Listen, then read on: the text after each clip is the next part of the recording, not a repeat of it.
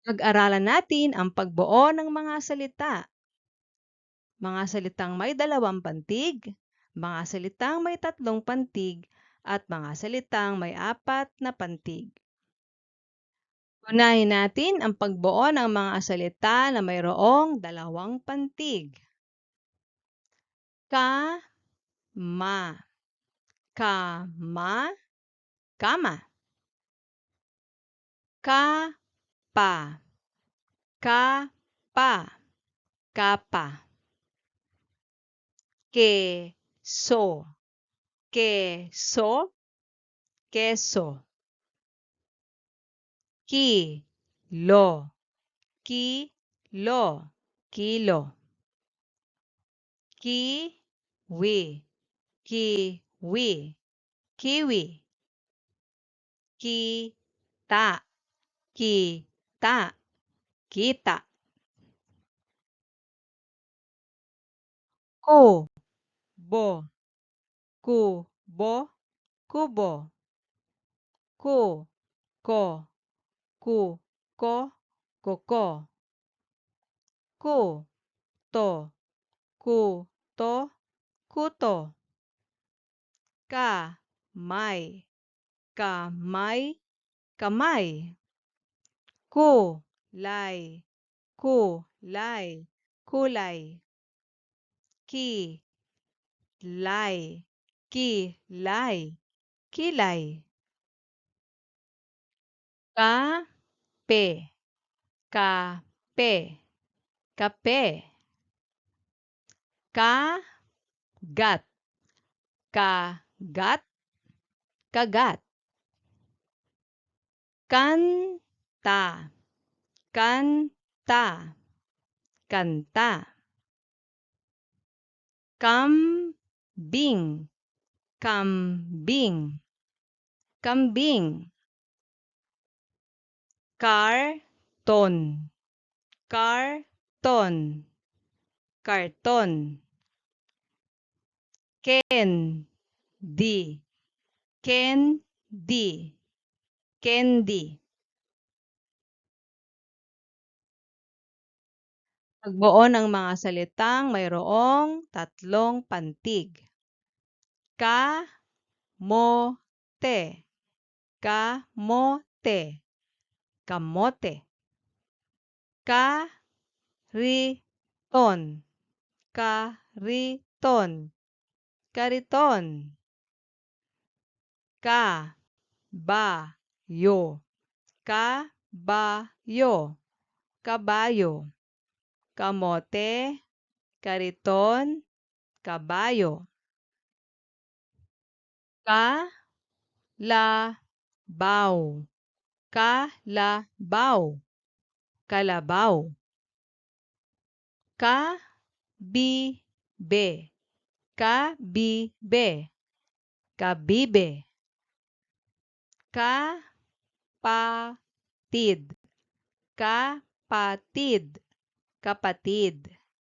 Kalabaw, kabibe, kapatid. Kawali, kawali, kawali. Kaldero, kaldero, kaldero. Kabuti, kabuti, kabuti. Kawali, kaldero, kabuti. Kandila, kandila, kandila. Karayom, karayom, karayom. Kutsara, kutsara, kutsara. Kandila, karayom, kutsara.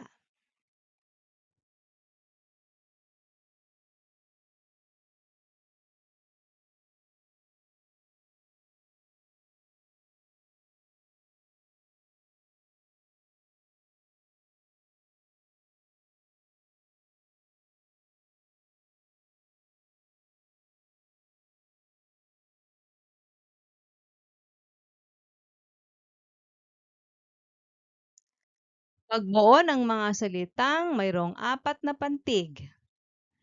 Kalapati, kalapati, kalapati. Kabataan, kabataan, kabataan. Kabundukan,